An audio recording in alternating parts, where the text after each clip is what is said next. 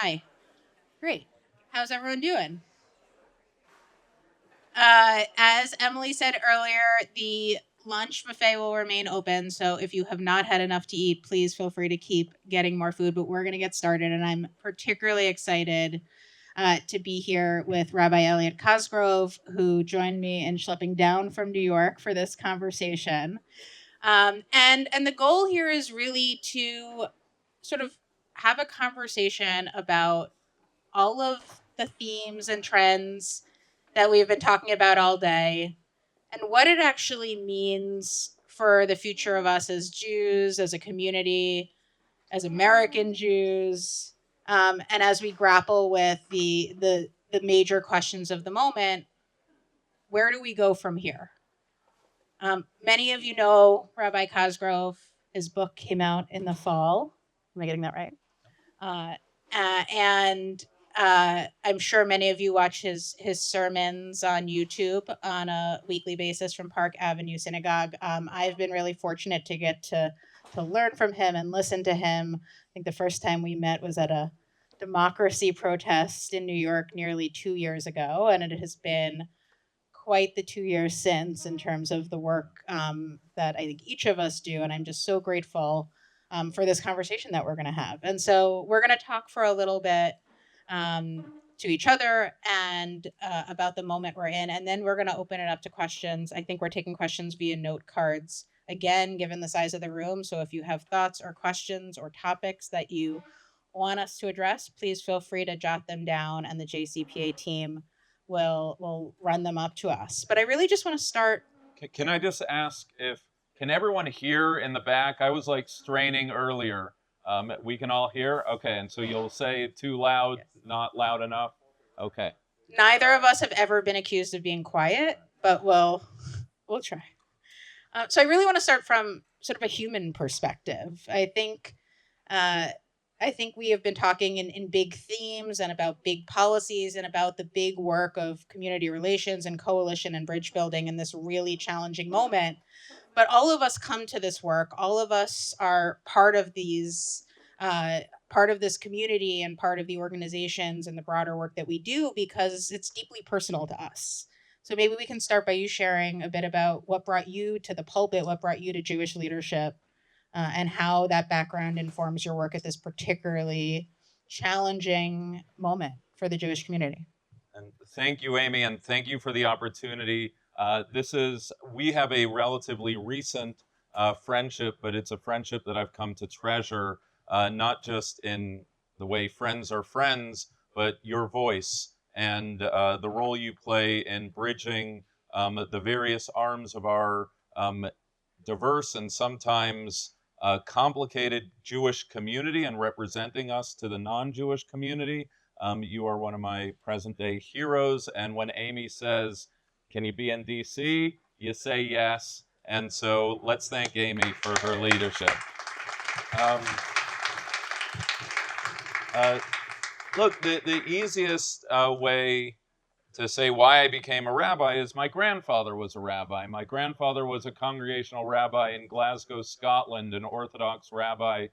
I went to rabbinical school not to think about the condition of the Jewish people and from the left and the right and anti-Zionists. And so I went because I love Jews and I love Judaism, and to inspire, educate, and support Jews to live passion-filled Jewish lives.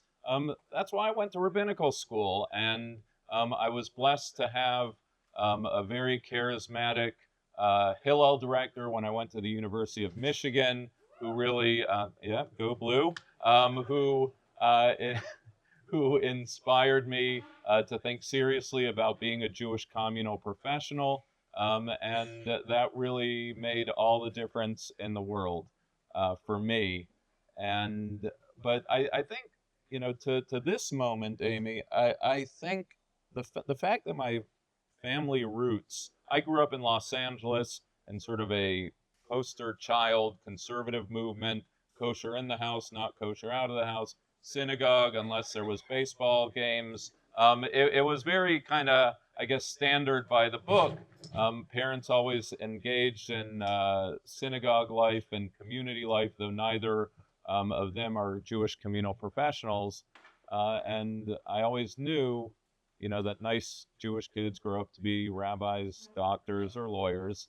But the fact that my family origins, and I went to summer camp in the UK and Britain, and some of my family is still there. Some of my family made Aliyah to Israel, which gets into the October 7th question of this feeling within me that had my parents made a different decision at a certain stage of their lives, I could have been in the UK, I could have been living in Israel. And I think this is the secret sauce of Jewish identity, this ability to say, whatever your denomination or belief is, I could be you and you could be me, right? That but for the vagaries of the global Jewish experience, we are connected to the folk who live in Israel. We are connected to the Jewish folk who live in Europe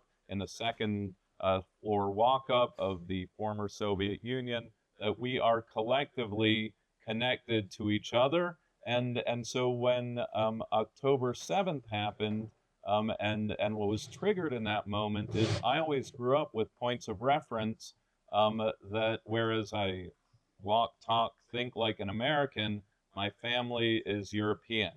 And so, I understood that that the things we take for granted as American Jews were up for grabs in a way many of us didn't believe they could be, right? We understood, many of us, yes, there's anti-Semitism in Europe. Yes, there's historic anti-Semitism, but we thought that we were the exception to the rule.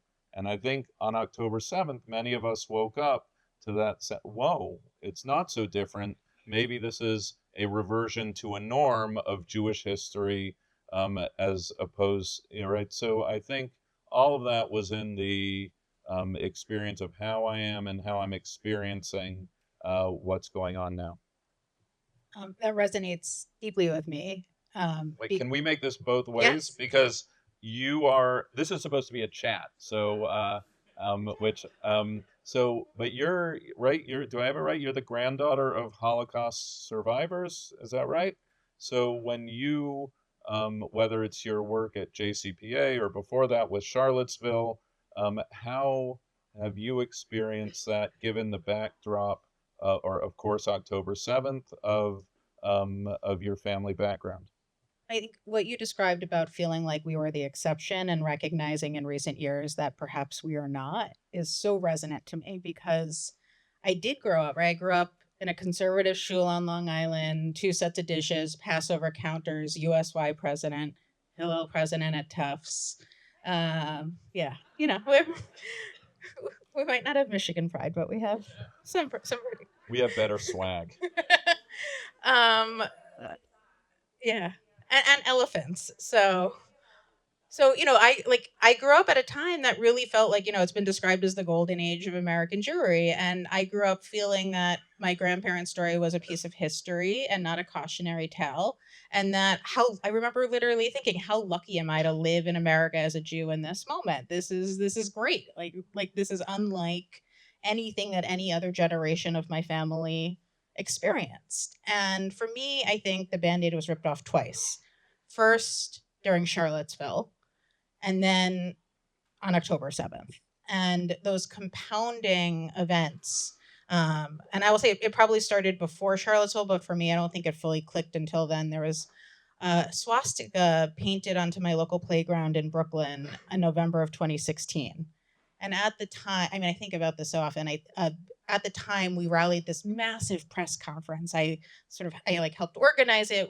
We had like every state and city elected official show up in Brooklyn Heights at the Adam Yauch playground to condemn the swastika. And now this is happening on a daily basis, and it barely registers in the local blog, let alone citywide news, right? And so the fact that something felt so, this swastika on our local playground felt so frightening and absurd less than a decade ago, and how normalized it's become a decade later, as we quite literally sit here at the Capitol Jewish Museum 3 weeks after these horrors. And so Charlottesville for me was a moment where I think I realized my grandparents' story, the fact that they survived and they came here for opportunity, the rest of their family was not as fortunate, you know, that was no longer just a piece of history, but actually a cautionary tale. And then Pittsburgh, in many ways, certainly affirmed that the deadliest day for the Jewish people, for the Jewish community in U.S. history.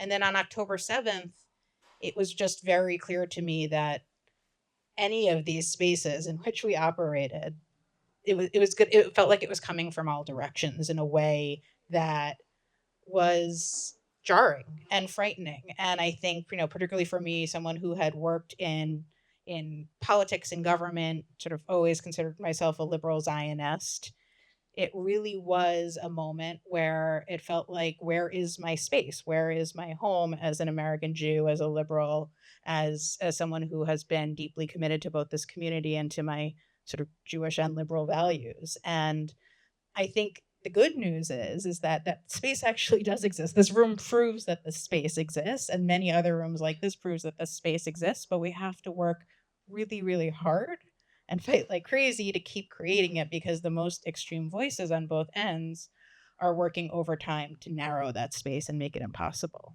Isn't that a crazy thing when the things that you think are normal, that right, are uninteresting, become deeply interesting, and values you have to fight for?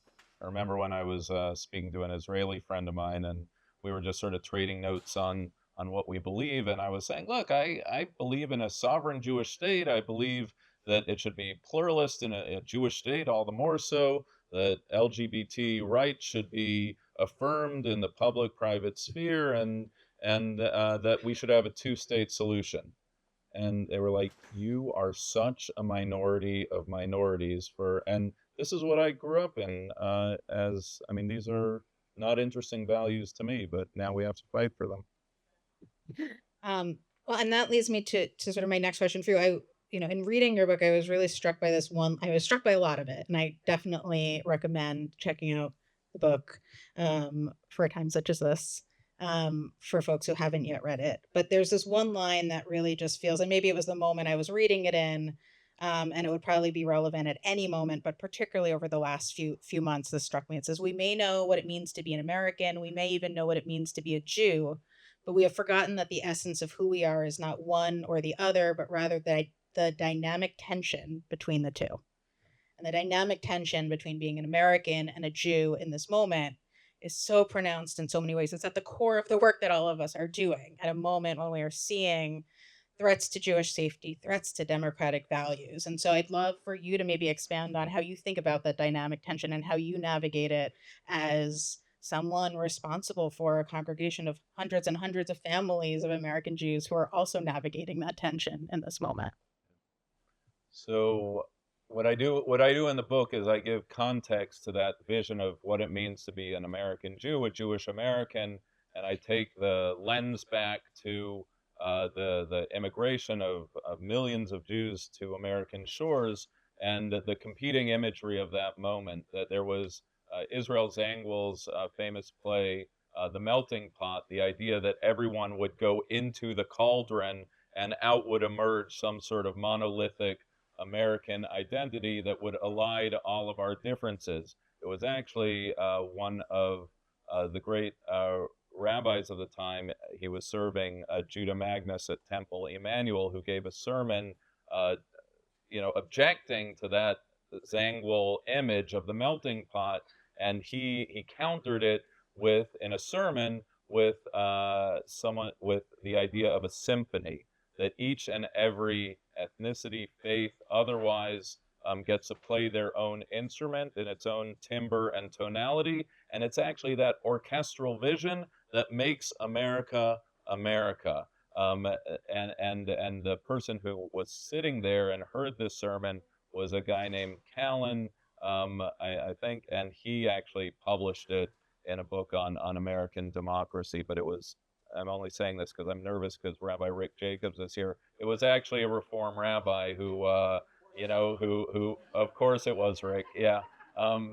And so But that's really the image, right? That's the image that I certainly grew up on, that who I was as an American is made all the stronger. I celebrate who I am because I'm a Jew. It is why, you're right, Sandy Koufax is such a big deal. It's why Adam Yauch of Beastie Boys fame is such a big deal, because these are great Jewish Americans who asserted their identities proudly as Americans and as Jews. Um, and I think that promise really came under the chopping block of late. The idea, and look, the idea that we need to choose now between one or the other, or that the alliances that we believed were so simple are not so simple anymore, or somehow we have to pick between our parochialism and our commitments to democracy, that those values, that the very point was they could be held at one and the same time, are now somehow seen in conflict, one with the other. I mean, I'll tell you just because I'll tell you, right? I'm in D.C. For today, obviously, but yesterday I was in attendance at an APAC conference, which was all about the importance of protecting the sovereign state of Israel and defense through congressional engagement, et cetera, et cetera. You know the talking points of APAC, and now I'm here, and it's two very different rooms. Not just because that was more male, older, more yarmulkes, and otherwise there are certain things, but it's also a very different room. And I think the point is that we shouldn't be put in the position where we are making a choice between the values that JCPA represents and the values of defending Israel's right to exist and make sure October 7th never happens again. So, but here you are, Amy, in a position that you're trying to keep it all together, these crazy Jews, and represent us to the outside world. How do you sleep at night? How do you how do you on the one hand be? You mean that in a lot of different ways, and some of my detractors might mean it in a very different way. You know you're the go-to person. The horrors that just happened right here in Colorado, you're the one who we turn to for a pull quote, and at the same time you are one of the most vocal, fiercest advocates for actually many of the values that are championed here in this building. So how do you keep not just the community together, but yourself together? Well, for the last few months, but certainly long before that, we've been told that there's this false choice, that we need to choose between unequivocally defending Jewish safety, Jewish identity, our relationship and commitment to Israel in this moment, and our commitment to the small d democratic values and norms that have been inherent to our advancement and our safety in this country for generations. The values that drove my grandparents fleeing Europe after surviving the war to come here. It drove my parents to become New York City public school teachers. It's what put me on the path to working in government for so long, and public service. And it was the access to academic institutions, to opportunity, to fundamental core democratic values and institutions. That is probably why each and every person in this room is where we are. And so it's not a false choice. One can't exist without the other. Jewish safety and acceptance in America, our success here has been inextricably linked with the democracy and the inclusivity and the institutions that are now coming under direct threat very often in our name right now. And so how we actually move forward is we create that gray space in the middle that says two things. And I will say, in the aftermath of the first arrest at Columbia, the Mahmoud Khalil arrest that I think many of us remember vividly now, however we feel about what Mr. Khalil has said and done on campus, I think in that moment it was very clear that we were seeing the exploitation of very legitimate fears and concerns about anti-Semitism, ones that have been validated over and over again, as we've repeatedly said, in service of a broader anti-democratic agenda that many of us were deeply, deeply uncomfortable with. And at that moment, it did feel, I will say, a little institutionally lonely for JCPA to be out there. We had certainly others who were values aligned. Um, but I spend a lot of my time on the road, oftentimes in communities, actually in many of your communities, which we're grateful to do, on college campuses and elsewhere. I'll say, like, in the last few months, I've been in many of your communities, at your invitation, which I'm grateful for, and on campuses like Columbia and Michigan and in Providence with Brown students. And what we heard from those students and from the Jews on the ground in those communities is the ability to live in that complexity and that gray space, that we could say anti-Semitism is real. As I said this morning, we're not going to be gaslit into thinking that it's not real. And certainly the events of the last few weeks only underscore that. And we're not going to also be exploited. These very legitimate fears that we have, we're not going to have them be exploited to go after the core democracy that has been so crucial to all of our families and all of our own advancement and safety in this country. And I think that's where the vast majority of people are. It's really hard to poll Jews. We don't have a lot of data, but the poll that data that we do have underscores that this is where the majority of our community is. It doesn't mean that we all agree, and we're not a monolith. Having that disagreement is deeply important. It's inherent. I mean, I'm not going to tell a rabbi, but why that debate and disagreement is important to us as Jews for so many reasons.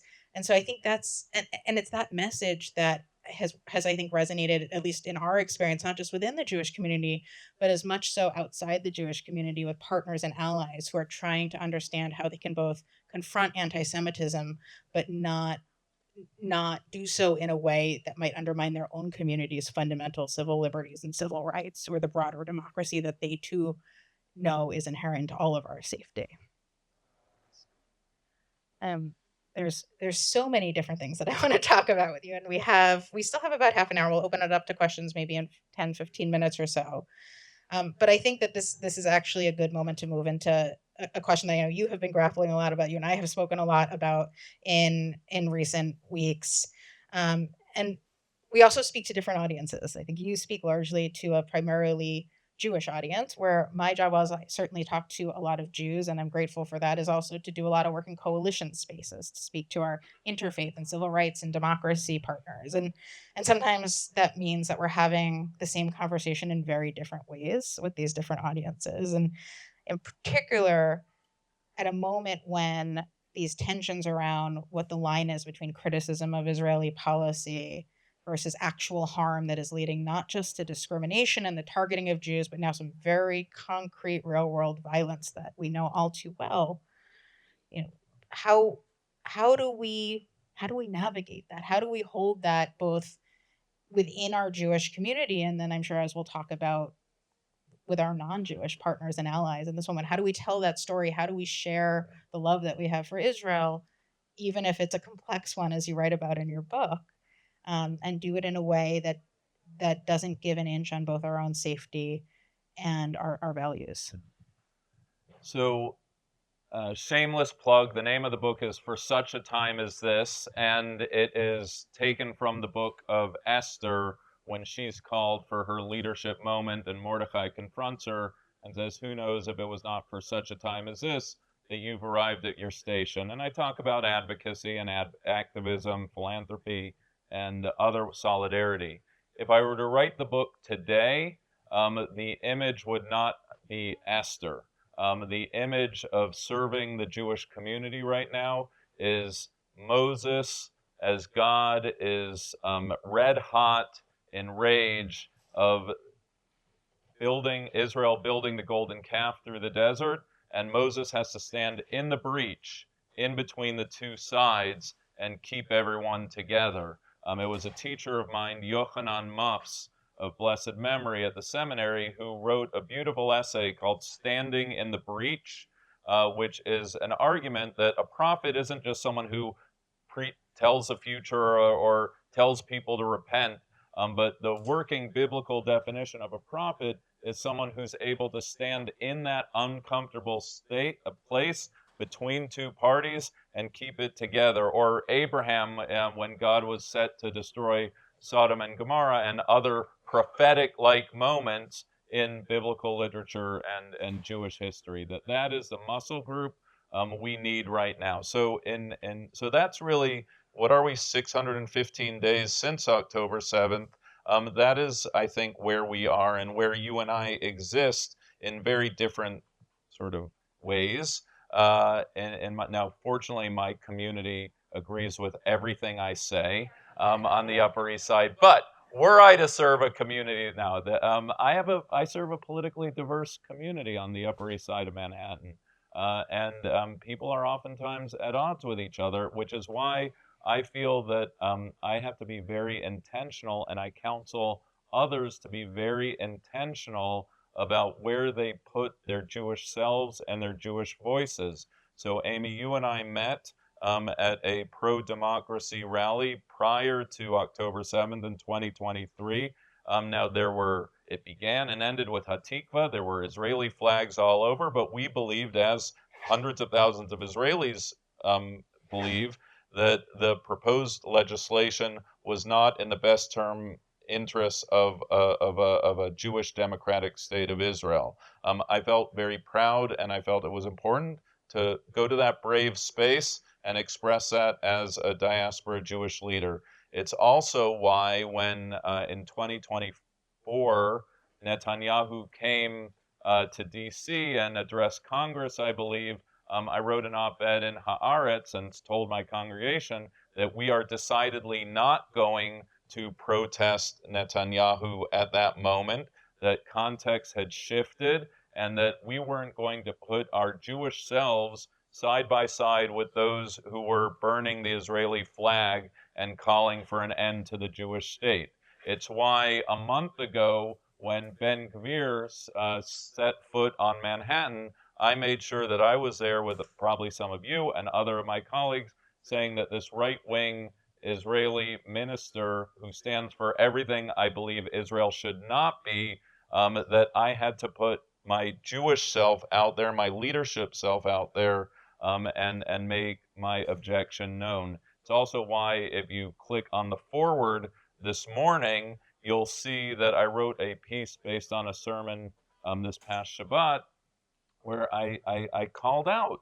I mean, think about where we are right now. That Free Palestine has gone from whatever its original meaning as a slogan of Palestinian liberation to the slur of an anti-Semite inflicting harm on a Jewish person, on Jewish people. And we need to know that as thoughtful people, as progressives, and certainly as progressive Jews. And so each one of those choices are entering into space where it's a little this way, it's a little that way, it's making everyone feel uncomfortable, and the most important thing I'm not doing is, or the most important thing I'm doing is what I'm not doing, which is not picking people off, right? If you and I have a disagreement, we pick up the phone to each other, we talk it out. Sometimes we might even say, well, we see that issue differently. But, it's also why when AOC and you were in dialogue and she came out to, it wasn't what I would have scripted, but for Amy to be in dialogue with AOC saying anti-Semitism is a bad thing, I stood in front of my congregation and I said that was a really important moment. And when you're the rabbi of Park Avenue Synagogue, it actually means something when you're championing someone who represents everything a lot of my congregants fear, but saying, you know what, good on you for calling out anti-Semitism. We got to criticize the bad. We also have to compliment the good, and good on you, Amy, for making that happen. Oh, thank you. And look, I think that what you're describing is exactly the sort of push and pull of what many of us are dealing with. And we're dealing with this push and pull within our own community because these disagreements are playing out as much within the Jewish community as they are playing out external to the Jewish community. And I think many of us here, our job is to do both, right? It's to hold our community together, whether you quite literally run a community relations council where you're responsible for bringing together disparate Jewish organizations from your local community to form some sort of consensus, or whether you are working in external coalition spaces with your interfaith and civil rights and democracy partners. And I think the challenge of this moment is how we do this in the way that you described, how we don't write people off, how we don't simply call people out, but we call them in a way that helps them understand the harm of terms like Free Palestine being yelled as Jews are being violently attacked. And so, I mean, I don't think I landed exactly where you did on the sermon, and I said that to you last week, and that's okay. Now it's public. I know it's public, and that's okay because I think at the end of the day, we both want the same thing, which is that we want people, whomever they are, to understand that when Jews are being targeted for the actions of the Israeli government or in the name of fighting for Palestinian rights, that's anti-Semitism, period, full stop. That doesn't mean that from my perspective, that every single person who is, standing on a quad peacefully with a sign that says Free Palestine is intending to do it from an anti-Semitic place. If they are holding a sign that says, or rather, if they are, scrawling Free Palestine onto a synagogue, like my own synagogue was targeted in the aftermath of October 7th, or a Jewish restaurant like Miriam in Park Slope was targeted a few months ago, or screaming it at a Jewish student or faculty member on campus, or in the most extreme of circumstances, as we saw here and in Boulder a few weeks ago, screaming phrases like that when they target Jews, of course that's anti-Semitism. And so our work, particularly as we engage with non-Jewish partners and allies in thinking about how we tell this story, is to one, help speak the same language to begin with, because we're not doing that. The way that we hear Free Palestine is fundamentally different than a non-Jewish college student might hear it. The way that we interpret the term Zionism is fundamentally different than what the average person might understand it to be, which might not be anything at all because most people don't even understand these terms. The way we hear the term intifada is fundamentally different than others, right? The intifada was so formative to my relationship with Israel because buses and pizzerias were being blown up. And I went to Hebrew University a few years after the fact and looked at that memorial to the cafeteria that had just been bombed there every single day. That's my understanding of Intifada. I've talked to Arab American partners who really genuinely, as they say it, see the term as one of peaceful revolution and protest. That's not how I hear it, though. And so we're not even speaking the same language, and we're not even helping people understand the context in which, when terms like Free Palestine are being used in the way that they are in these targeted and increasingly violent ways, of course we in the Jewish community are going to feel even more fearful and vulnerable. And so the work of community relations is to tell that story, to bring that vulnerability, I think, to places where that complexity and that nuance has not really existed. And I think that's the only path forward that we have. We'll sort of come to one more, and we sort of already began to touch on this, but I want to dig into questions of both these sort of internal and external divisions and challenges within our community. And I've also talked about questions of like the generational divide within the Jewish community, and I would argue more broadly, the diaspora versus Israeli Jewish divide, which I know you have thought and written a lot about. And so how are you approaching this in this moment? How are we trying to not create unanimity in the Jewish community, but perhaps some unity around some core values and peoplehood, even if we are going to have fundamental policy disagreements? Look, for me, I cannot separate my Jewish identity from my Zionism. It is kashrut, Shabbos, tzedakah, all the values. But for me, to be a Jew is to be engaged in supporting, nurturing, learning about Israel is a core part of who I am as a Jew, and that is as true to me as anything that I believe in. And being Jewish is not being a Zionist, and being a Zionist is not being Jewish. And the divide between, you're talking about how we all are speaking the same language but mean different things. What is foundational to me is not foundational or to be assumed by the next generation. And I write about in my book that these sets of assumptions that I hold true, right? My children, or I'm the parent of 4 college age or thereabouts students who are they've only grown up with one prime minister functionally of Netanyahu. They've only grown up with the paradigm of Israel being the Goliath to the Palestinian David. They've only grown up with an Israeli government that's foreclosing the possibility of a 2-state solution. You can't tell someone that their reality is not their reality. That is, if you were born 2000 or later, that is your reality when you think about Israel. And I think the cheshbon hanefesh, the self-audit that I think the OJC has to make, that, and I count myself in that, the organized Jewish community, that somewhere along the way we made assent with the policies of the Israeli government to be the threshold test for entry into the Jewish conversation. And I think that was a terrible wrong turn historically along the way.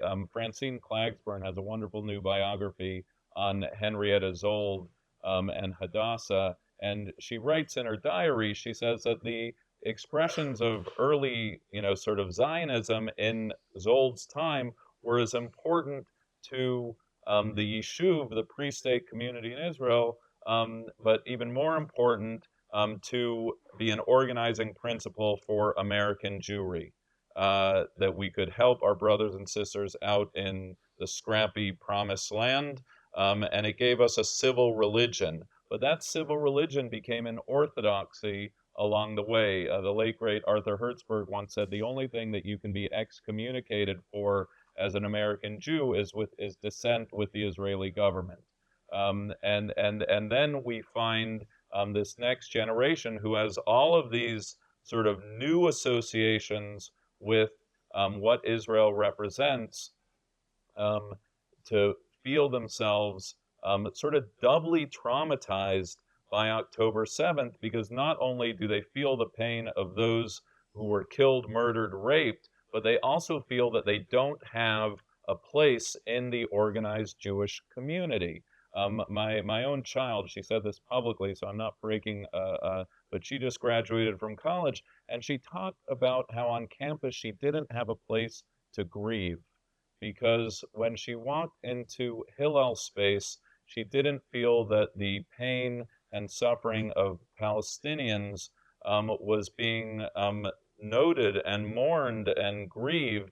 But then when she went into liberal progressive spaces, Jewish or non-Jewish, she didn't feel that the pain of her cousins, biological, I'm not talking about like actual family members, was being noted. And so she is sort of tribeless. And I think that generational gap is very real, and very much felt. And actually, of all the bridges being built between the left and the right, between the Jewish and the non-Jewish community, between the diaspora community and the Israeli community, that is actually the generational divide where I'm investing most of my time. I so appreciate that, and I think it's existed for decades, but it's come to a head in a way that, in a post-October 7th world is unavoidable. And I think Alana Kaufman said this morning that, we can no longer separate. I think, maybe it was someone else. I don't know. A bunch of very smart people who I learn a lot from have said a lot of very smart things today. But someone made clear earlier that we can't separate out the conversation on Israel from the work of community relations and coalition building anymore. We need to confront it head on, which means confronting it both within our community and external to our community. And that doesn't mean that, I'll say here at JCPA, right, we went through a restructuring. We're very much not an Israel policy organization. We don't go out and advocate on things like the Iran deal or settlement funding or anything like that.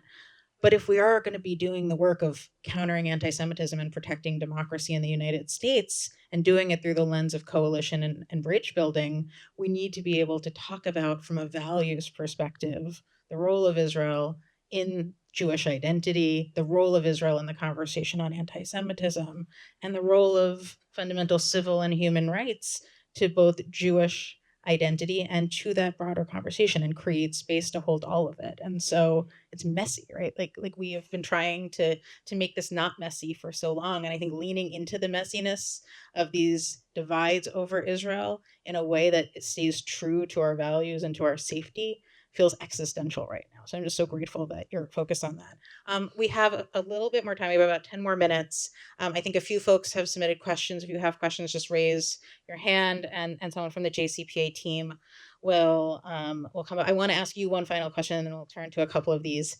How do you stay resilient in this moment? Because you're on the front lines of navigating. I mean, we all are in this room, but you are, not only navigating these big questions that we've been talking about here, but you're on a daily basis doing life cycle events. You're responsible for holding a community that is going through so many different layers of trauma, both communally and individually. So how do you stay resilient in this work?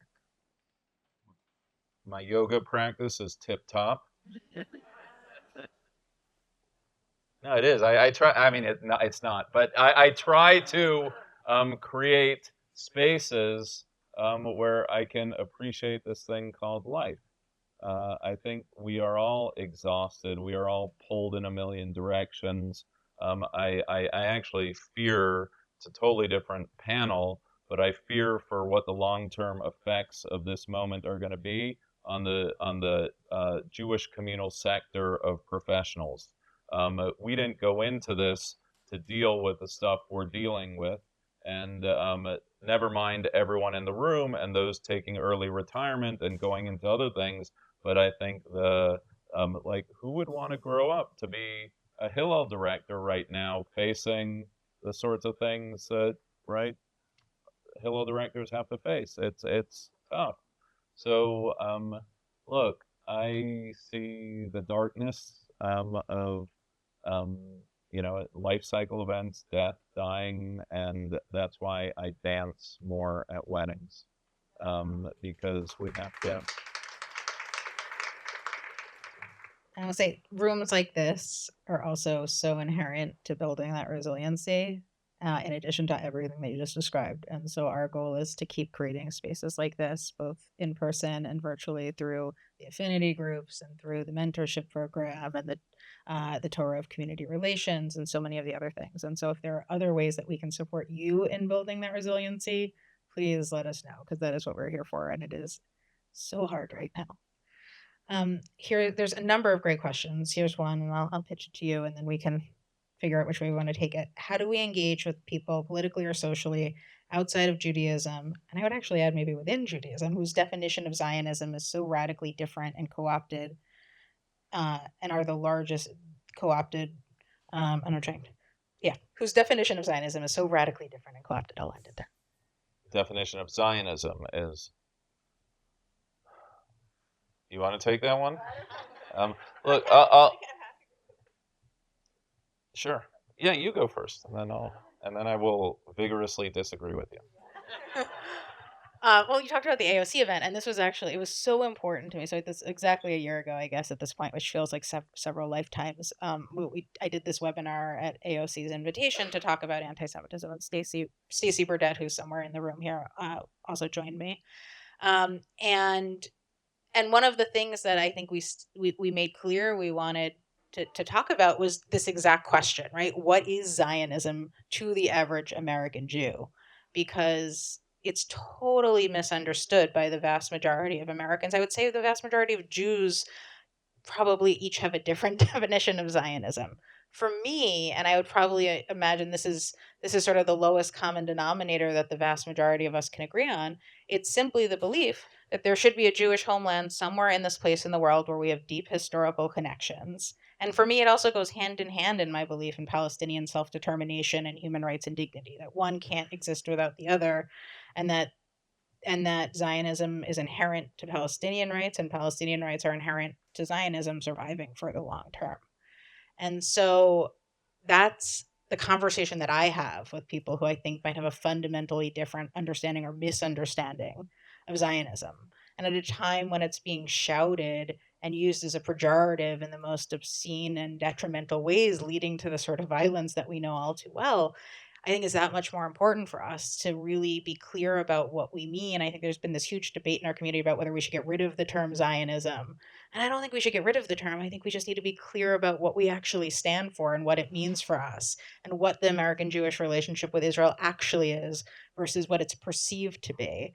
And all of the complexity and nuance that comes with that I know you've also been grappling with. So I'm curious for your thoughts and if you fundamentally disagree. I agree with everything you just said. I'm deeply saddened by the fact that Zionism has been co-opted, so much so by our detractors that even our friends don't use it. I was struck in the last presidential campaign that neither party the only person who self-identified as a Zionist was President Biden. So I think that just sort of spoke to a very scary state of affairs that we need to claim and reclaim and proudly define what it means to believe that Jews have the right to live in their indigenous homeland with self-determination, not at odds with Palestinians. And when I'm speaking to a non-Zionist young person, the most important thing that you can do in an argument is not talk. Let someone, ask that person, say, okay, you don't believe in a sovereign Jewish state. I know there are variants of Zionist, non-Zionist in the Jewish fold, outside the Jewish fold. 47% of the global Jewish population live in that place. Hezbollah, Hamas, Houthis, Iran, right? We can go through it. What's your answer? What's your answer? And just stop talking during that moment and see what happens. Now, what happens, and I think our morning panel sort of alluded to sort of civil dialogue and how it should happen. Not every argument, actually most every argument is not won in the moment. Generally speaking, people do not say, you know what, I'm really glad we had this argument. You're right, I'm wrong, let's go our separate ways. But what happens is you plant seeds. You acknowledge, you breathe, you choose how to respond. You prompt that person to interrogate their own beliefs. And then in a future room in which that person exists as a Jew or as a non-Jew, they will say, you know what, it's not that I agree with Amy about Zionism, but I at least now have a human face to that claim, and that person will present him or herself differently in that next room they exist in. I'm glad we agree. I'm going to come to a question maybe on the one perhaps main point of disagreement, which I don't think we're so fundamentally apart on. But as you can imagine, there's people have thoughts and questions on your sermon this weekend and on your op-ed in the Forward. And I would encourage folks to watch it and to read it because I think there's a lot of important context to it. That we say context matters, and I appreciate a lot of the context that you also brought to it. But the question here is, are you concerned that by calling for the banishment of phrases like Free Palestine, will that be used as an argument for targeting those who are using those phrases in a non-anti-Semitic way at a time when the administration is weaponizing anti-Semitism? And I would say, what is the solution there? Look, what I said this past Shabbat, and it was toned down a little on the Forward piece and shortened, but it came from the gut. It came from, there's concentric circles of identity, and I'm unapologetic that both me in person, me in role, and in every ounce of my being, I care about all lives, and I care about Jewish lives. deeply, all the more so when Jewish blood is being spilled. And so, with the slur of Free Palestine, all lives matter meant something different before George Floyd as after George Floyd. I, to date me a little, I, in my heart of hearts, don't believe that Bo and Luke Duke of Dukes of Hazzard fame are racists, but they did call their car the General Lee, painted the Confederate flag on the top of that car. It's something that no right-minded person should do today. So I think language evolves, language changes, and symbols change as well. And I think we are in a moment, it's not a First Amendment thing. I'm not suggesting that language be criminalized and that people, and yes, I am responding from the gut. I am aware how Jewish pain is being instrumentalized by those on the right who are using that to as a blunt instrument against other democratic values. But I need to also be able to stand up in defense of Jewish lives when I feel the need to. I appreciate that, and I think the context that you brought to that in your sermon and just now is also so important, right? How do we both understand the personal harmful impact of something like that, particularly given the context in which it might be used? Again, from my perspective, I think there's a distinction between a peaceful sign on a college quad versus screaming it at a Jewish person or painting it onto a Jewish institution, or God forbid worse, as we've seen. And also, how do we say, even if we are hearing these terms as fundamentally harmful or anti-Semitic in this moment, how do we not cross that threshold into allowing our legitimate fear and pain to be used to undermine the core civil rights and civil liberties and democratic norms? And again, this is the grace space, right? We can each hear these terms in different ways, and we have every right to, given the events of the last few weeks. And we can also be clear and unequivocal about both our commitment to fighting anti-Semitism and protecting these democratic norms and values, even if we might have disagreements on what some of those lines are around some of these specific terms. And so I really appreciate that context. And when you and I are having a schmooze or whatever, we can sort of sit and sort of parse out the various threads of when it is and when it isn't, right? But when it's expressed as hatred online, when that hatred is then operationalized with violence, and when subsequent to it, it's lionized as the act of someone seeking justice, then you're no longer just having a private chat with a friend about when something is or isn't crossing a line. There is so much more here that we can talk about. I'll end on what I hope is maybe an easy question. Maybe this is actually the hardest question, but and then I'm sure many of these themes are going to continue throughout the workshops this afternoon, and again with our fantastic afternoon plenary, which will feature Rabbi Rick Jacobs and a few other of my favorite rabbis as well. We have a lot of amazing rabbis here today, for which I'm grateful. But how can we talk about Jewish values when it feels like we could barely agree on what those values even are? So I would say that's perhaps maybe the hardest question of them all. I might reframe it just because we have 1 minute left. How do you think about living Jewish values in this moment? Look, I think I'll quote you back to you, and I just think it's so important to champion what this day represents, of rejecting the either or. When we think about Jewish values, we do not choose between empathy and the defense of Jewish people and the Jewish state. These go hand in hand. In the Passover Haggadah, it tells us that we have to open up the door to the stranger. You were once a stranger in a strange land. It's all about empathy. It's also about, in every generation, an enemy arises seeking our destruction. We have to be vigilant as well. These are not either ors as Jews. These are both ands, the double helix of the Jewish DNA.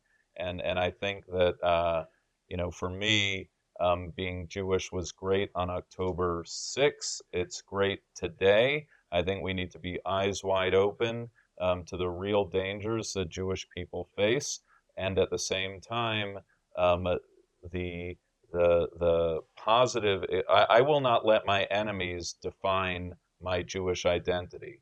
I will define my Jewish identity by way of love, by justice, by mitzvot, by community, by learning, by walking humbly before God.